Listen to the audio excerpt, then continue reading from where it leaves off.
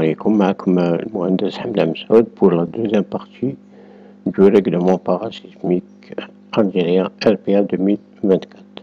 Aujourd'hui, on va voir le rayon de torsion Rx et Ry dans les deux sens. Et on va voir également toutes les vérifications nécessaires imposées par le règlement. Et on va voir comment choisir définitivement le coefficient de compression R, conformément à l'expression 3.17 du règlement. Et si j'ouvre le règlement, donc à la page 60, voici la première vérification à faire. Il faut que Rx soit inférieur ou égal à Ls et Ry soit inférieur ou égal à Ls. Rx étant le rayon de torsion, Ls étant le rayon de gyration massique du plancher. Dans le commentaire donc 1, on nous impose cette vérification qui est représentée par la référence 3.17. Nous avons choisi dans la vidéo précédente un système 4 dans le sens des Y, des X, et système 5 dans le sens des Y. Et là, c'est pas suffisant pour le choix définitif du coefficient de comportement R. Il faut vérifier cette relation pour confirmer notre choix. Si cette vérification n'est pas vérifiée, donc on va se basculer vers le système 6 où R est égal à 3. Donc ici, il faut faire attention. Il faut vérifier cette relation parce qu'elle dépend du choix de notre coefficient de comparaison. Et puis le règlement nous donne toutes les formules de calcul de Rx et Ls et Ry. Ry est ici, donc on commence d'abord par les raideurs de translation. Voici les formules dans les deux sens. Et puis la raideur de torsion. Voici la formule. Et on va voir avec l'exemple en cours. Voilà, donc Rx est égal à la racine carrée de la raideur de torsion sur la raideur de translation. Et Ry, toujours la rigueur de torsion sur la somme des raideurs de translation. Donc on a besoin pour cela des coordonnées de G et de T. Soit on va les déterminer manuellement, ici nous avons donné les formules pour le calcul manuel, ou bien on va les tirer directement de robot. Et avant l'application de toutes ces formules, on va corriger juste le prédimensionnement du voile. Voilà, donc le règlement nous impose les dimensions du voile. Voici trois conditions. On va commencer par la longueur du voile, nommée ici LW, qui est égal, supérieur ou égal au maximum des trois valeurs, donc HE sur 3 ou 4 fois l'épaisseur ici du voile, ou bien 1 mètre, minimum 1 mètre. Voici donc notre fourchette, et on va prendre LW est égal à 1,15 mètres au lieu de l'indice qu'on a prédimensionné auparavant. Et BW, donc l'épaisseur ici, la même chose, maximum de 15 ou HE sur 20. Voici la fourchette, on va prendre l'épaisseur 18 au lieu de 15. Et on va vérifier les lancements de notre voile par cette condition. Acheter la hauteur totale sur la hauteur de l'étage doit être supérieure à 2. Donc notre voile est lancé. Et juste ici, une précision de HE, c'est la hauteur sous plafond. Parce qu'au niveau de logiciel, on travaille avec une hauteur de entre axes de la structure. Voilà, donc il faut prendre cette hauteur-là. Et finalement, voici les dimensions de notre voile. Voici donc ce qu'on doit vérifier, soit pour rester dans le système 4 et 5, ou bien basculer vers le système 6 où R, le coefficient de comportement est égal à 3. Voilà, donc on va commencer par déterminer le rayon de torsion dans les deux directions. Le rayon de torsion, donc on va commencer par déterminer les raideurs de translation dans les deux sens, X et Y. La raideur de translation dans le sens X, donc c'est la somme de tous les raideurs dans ce sens, et la même chose dans l'autre sens. Conformément à la page 61 du LBR. Alors, donc, première des choses, c'est le raideur de translation. Ça, c'est facile, normalement, il n'y a pas de problème. Et puis, après la raideur de translation, on va calculer la raideur de torsion. La raideur de torsion, donc, c'est la raideur du portique pour chaque axe fois la distance de ce portique au axe par rapport au centre de torsion.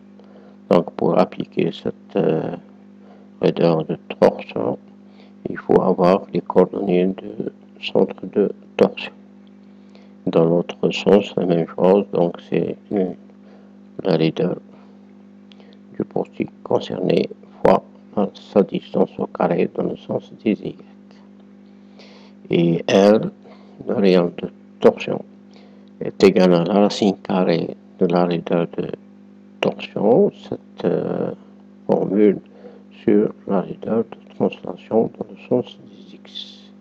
Pour LY, donc c'est la même formule, sauf ici, on va prendre la raideur de translation dans le sens des Y. Voilà.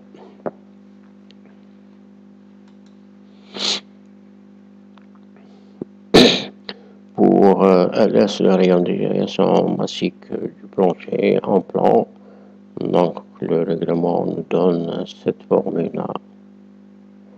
Et on peut l'écrire ici de cette manière-là, est égal à racine carrée de LP sur S. LP, c'est le moment d'inertie polaire, n'est autre que le moment d'inertie dans le sens des X plus l'inertie dans le sens des Y. Ça, c'est l'inertie polaire. S étant la surface du plancher. Et première application, donc ici pour le calcul de LS, nous avons dans notre exemple un plancher du dernier étage qui est directement fermé avec ces dimensions-là. Pour le calcul de LS, donc on calcule le moment d'inertie dans le sens des X est égal à 6,6 fois la hauteur à la puissance 3 sur 12 dans le moment d'inertie classique. On trouve cette valeur et dans l'autre sens, on va changer la hauteur, ça devient 6,6 et on trouve cette valeur-là. Et le moment IP, le moment d'inertie polaire, est égal à la somme X plus Y. Voilà, on trouve 1550,30. Et la surface du plancher est égale à 13,1 fois 6,6. Voilà, et LS est simplement racine carrée de LP sur S. Donc c'est la racine carrée de 1550,30 divisé par 86,46. La surface du plancher, on trouve 4,23. Ça c'est pour une structure régulière. Dès que vous avez un décrochement, donc ça va être un peu plus compliqué comme application. Et comme les architectes aiment les décrochements, donc vous avez beaucoup de calculs à faire. Bien, on commence l'application au niveau de notre exemple. Donc voici notre structure vue en plan. Dans notre exemple, donc c'est un projet de logement. Voici les dimensions en plan. Vous devez avoir ça pour le calcul des formules RPA 2024. On va commencer par le niveau 1. J'ai dit qu'il faut avoir les coordonnées du centre de torsion pour pouvoir appliquer les formules et une coordonnée du centre de gravité. Voici donc T et G placés au niveau de notre structure. Pour le moment, on va s'intéresser au centre de torsion et on va laisser pour LS. Donc ici, T en rouge, voici les coordonnées de T. Et on va calculer les rudeurs de translation qui sont donc autour de l'axe X, ici, l'axe X, l'axe Y, autour de l'axe X, c'est la somme des raideurs donc de ce portique-là, plus la raideur de ce portique, plus la raideur de ce portique. Donc nous avons 3 portiques avec 4 poteaux et le voile dans son sens faible. Ça c'est la raideur de translation. Pour la raideur de torsion maintenant, voici on vous rappelle la formule. Voilà, donc on va prendre la raideur du premier portique, celui-là, et on va faire multiplier par la distance X de la position du premier portique par rapport toujours au centre de torsion au carré. Donc voici le premier portique, sa position par rapport au centre de tension. Voici donc la valeur. X1 est égal à 2,67. Donc ça va être la raideur du portique fois 2,67 au carré. Plus le deuxième portique ici, sa raideur fois sa distance. Donc nous avons, une fois que vous placez votre centre de torsion, vous pouvez tirer toutes ces valeurs-là par rapport au centre de torsion. Voilà, troisième portique, la même chose, sa raideur et sa position par rapport au centre de torsion. Ça dans le sens des X, dans l'autre sens, ça va être la même chose. Donc ici, nous avons un portique avec 3 poteaux seulement. Et on va prendre la distance au carré ici par rapport au centre de torsion. On prend ce portique-là et sa distance, voilà, donc c'est 8,76. Ça va être au carré. Ensuite, le deuxième portique et sa position par rapport au centre de torsion, voici la valeur. Et puis, ici le voile. Et ainsi de suite, tous les portiques avec cette formule. Une fois que vous avez placé les distances dans le sens X et dans le sens Y, donc le reste, ça va être facile. Et ça à tous les niveaux, hein. Donc ça c'est pour le niveau 1. Si on passe au niveau 2, donc ça va être la même chose. T il va changer et R et G également, donc le même principe. Maintenant on va calculer les réserves du portique 1, les réserves du portique à 4 poteaux. La formule du réserve du poteau, voici donc la formule est égale à A fois 12 fois E fois I divisé par la hauteur à la puissance 3.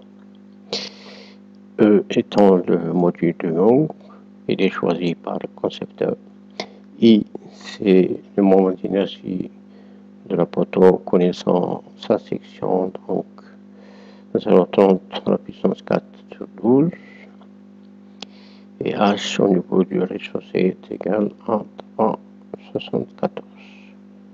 Au niveau de l'étage, H il va changer, donc on va changer ici les réserves de portique d'un niveau à l'autre. Et après application, donc la réserve d'un portique ici fois 4, parce que nous avons 4 poteaux, 1, 2, 3 et 4. On trouve la réserve d'un portique à 4 poteaux, 9599,80 en kN/m. Et comme nous avons dans le sens des X 3 portiques de ce genre, donc on va multiplier par 3 plus la réserve du voile. La réserve du voile, donc ici dans son sens faible, voici la formule du voile, 3 fois E fois I sur la hauteur à la puissance 3. Le module de Young il ne change pas. L'inertie du voile, donc ici il faut prendre la hauteur la plus faible ici, le sens là, et voici la valeur du voile dans le sens faible. Toujours en kN par mètre. Le portique maintenant dans l'autre sens, c'est un portique avec 3 poteaux seulement. C'est les mêmes formules, sauf ici qu'il faut prendre 3, parce que nous avons 3 poteaux. Voici la réserve du portique dans l'autre sens et la réserve du voile dans le sens fort du voile. Donc 8198,16. Une fois qu'on a tout ça, donc on va commencer l'application et toujours par niveau. La réserve de translation autour de l'axe X. Donc nous allons prendre la réserve d'un portique à 4 poteaux ici, avec cette hauteur là, fois 3, parce que nous avons 3 portiques de ce genre, plus la réserve du voile ici dans son sens faible. Voici donc la valeur de la réserve de translation autour de l'axe X. Attention, il ne faut pas confondre l'orientation des axes X et Y.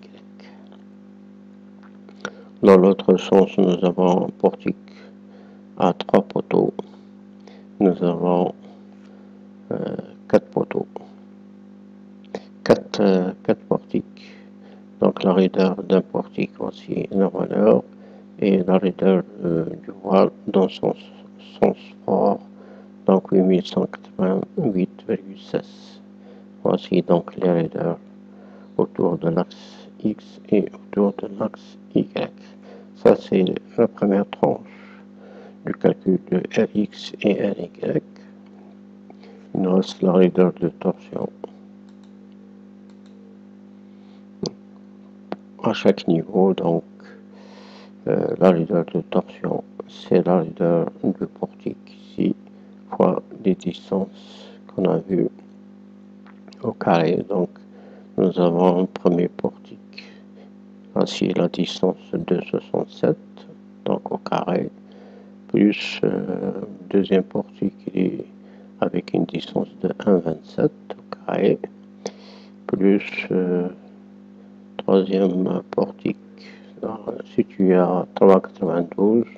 Donc si c'est les portiques, et ça c'est la raideur du voile multiplié par sa distance au carré.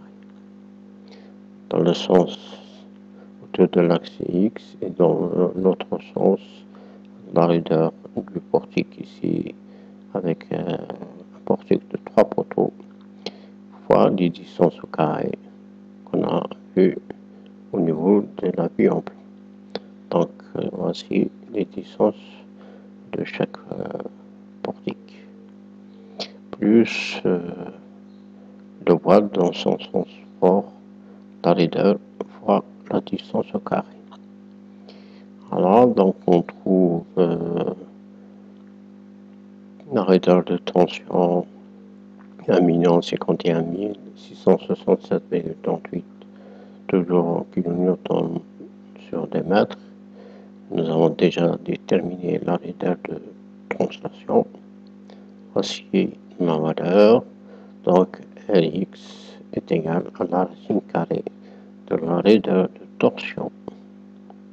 Ici, cette valeur sur la raideur de translation. Voici la valeur.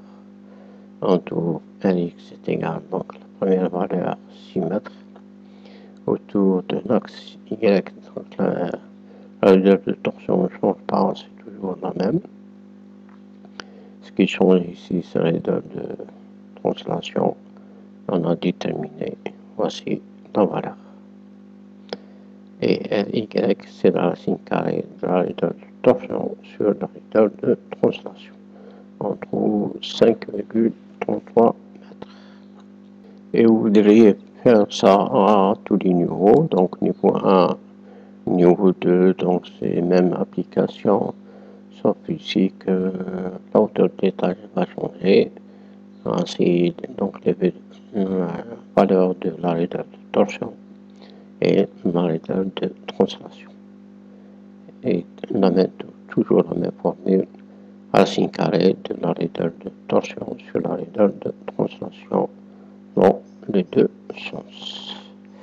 Alors, donc la deuxième valeur au niveau 2, R est égal à 5,78 et Ry est égal à 5,15. Niveau 3, la même chose. Vous voyez ici qu'il y a beaucoup de calculs à faire à chaque niveau.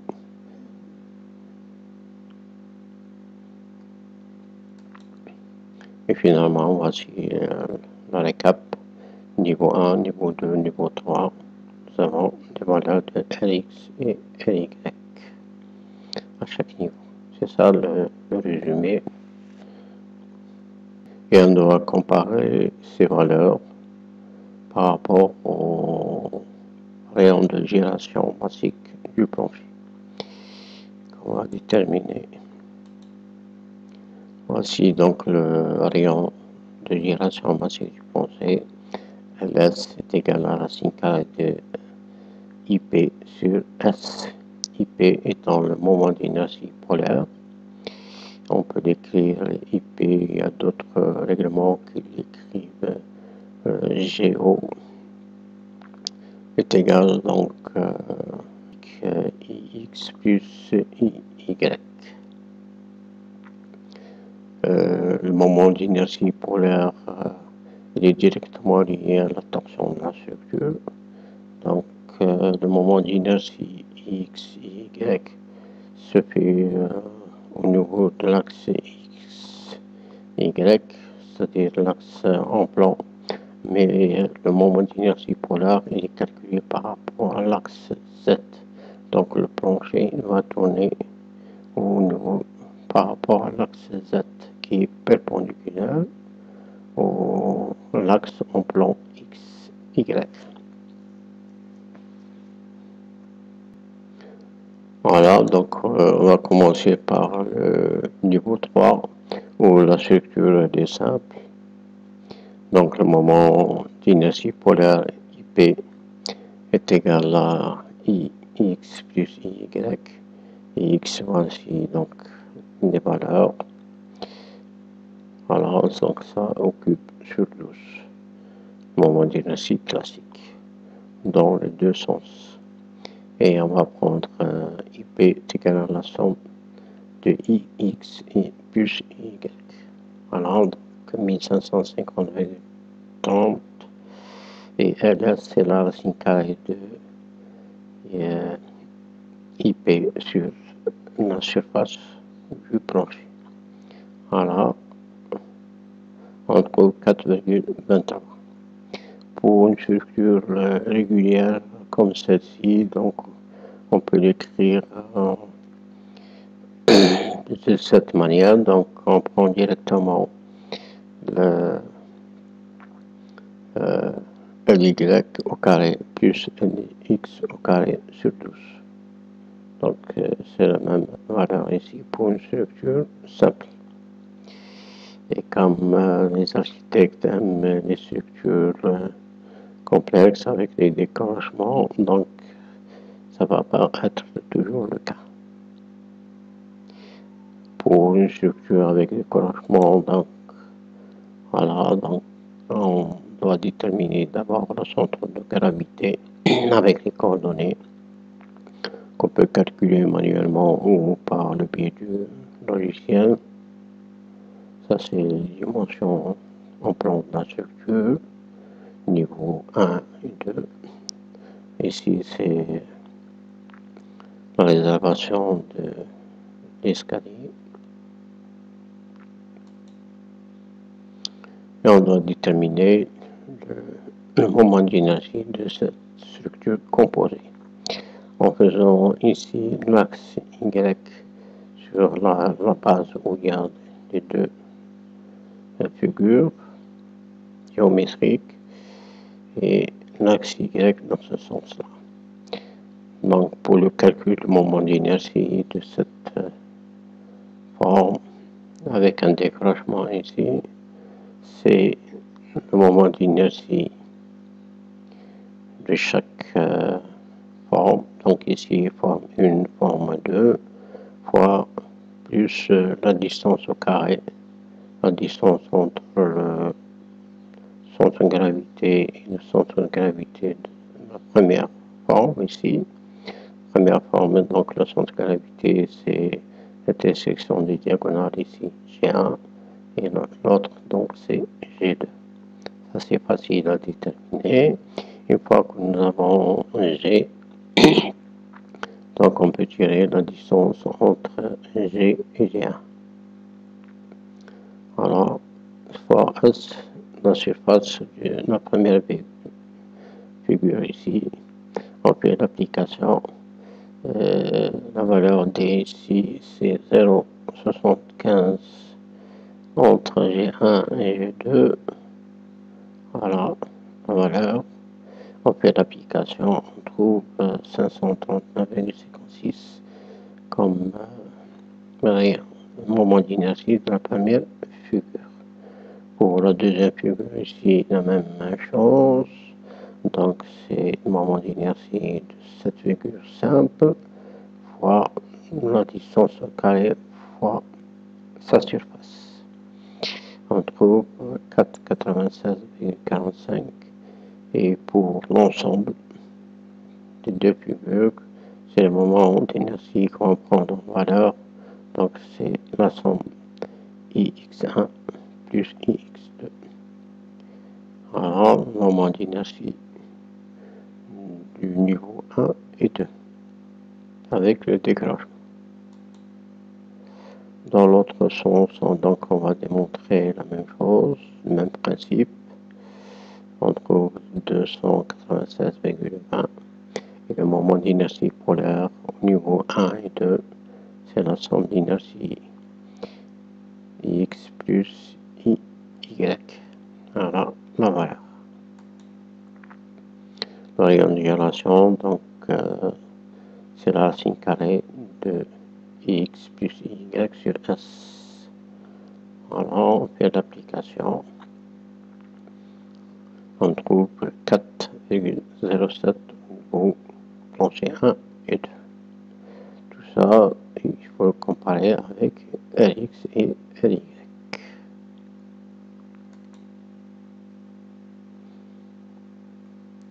Niveau 3, donc tous les niveaux. Niveau 3, donc c'est des figures simples. Nous avons dit que voici la formule, on peut la démontrer de cette manière-là. Ls est égal à racine carrée de x plus y en faisant les formules du moment d'inertie. Et en simplifiant ici A fois B, on trouve cette valeur-là pour des formules simples, sans décrochement.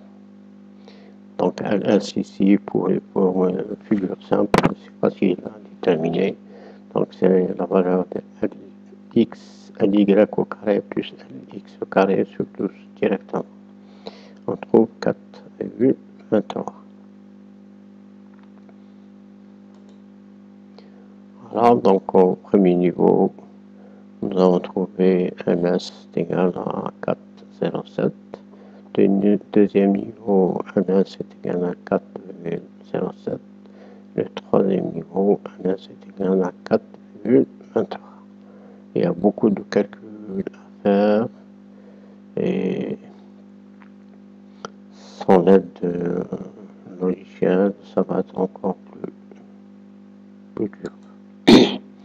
Et finalement, voici la relation Lx à tous les niveaux, niveau 1, niveau 2, les valeurs, Ls, les valeurs, et c'est vérifié. Donc c'est le tableau récap qu'on va transmettre au niveau de note de calcul et CTC.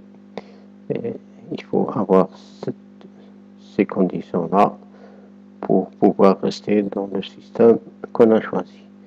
Si cette relation n'est pas vérifiée, il faut changer le système et changer le coefficient de comportement R. Donc ça c'est dans le sens des X, sens des Y. Voici voilà de L, Y et NS. Voilà. Et si jamais cette relation n'est pas vérifiée, non seulement on passe au système 6 où R est égal à 3, mais on doit également vérifier d'autres vérifications. L'excentrement par rapport à x et y doit être inférieur ou égal à 0,30 Rx et 0,30 Ry. Toujours à la page 61 du règlement. Donc, plus votre structure est complexe avec les décrochements, plus vous risquez de ne pas avoir ces conditions du RPA. Si vous changez donc ici R, tout ça va être changé parce que ici plus R augmente, plus E, la valeur de l'effort tranchant diminue et vice versa. Si R descend, E il va être en augmentation. Si jamais vous êtes dans ce cas-là, si cette vérification n'est pas vérifiée encore, voilà, si cette vérification, donc c'est pas notre cas, c'est un cas général, n'est pas vérifiée, dans ce cas, on doit injecter d'autres voiles pour satisfaire les conditions du règlement. Donc ici, de votre structure, il faut changer carrément la structure en injectant d'autres voiles pour que cette relation soit vérifiée. Ou bien faire un joint de sismique carrément ici pour rendre les deux figures géométriques simples. Donc ici, le joint de sismique s'impose, soit à ce niveau-là, soit en ce niveau-là, donc ça dépend de l'aménagement de votre bâtiment. Donc c'est à base de ces résultats-là qu'on confirme que notre R choisi, R est égal à 4,5 dans les deux sens, confirmé. Et là, on peut continuer des calculs avec cette valeur-là. Maintenant, je vais ouvrir le robot. On va voir les coordonnées du centre de tension et du centre de gravité dans notre exemple ici, en allant vers résultat, étage et voilà. En choisissant la combinaison EX ou Y. Voici donc les différents valeurs. Voilà, donc à chaque niveau, vous avez la masse et les coordonnées G, centre de gravité de chaque étage, le centre de torsion de chaque étage. Voilà, ça c'est l'excentricité de calcul. Et il manque ici l'excentricité horizontale qu'on va encore tirer du robot. On fait un clic droit de la souris, filtre spécial. Voilà, donc vous avez ici toutes les valeurs que vous pouvez tirer ici. On va juste ajouter l'excentrement ici accidentel en cliquant ici et faire OK. Voilà. Voici la valeur de l'excentricité accidentelle dans les deux sens. Il faut comparer cette valeur-là par rapport à l'excentricité de calcul et prendre le cas le plus défavorable. Ici, par exemple, on est en 0,32 et l'excentricité accidentelle 0,33, donc on va prendre 0,33. Ici 0,16, on va prendre 0,33. Voilà. Ainsi se termine cette vidéo. À la prochaine vidéo, Inch'Allah. Au revoir. Merci. Salam.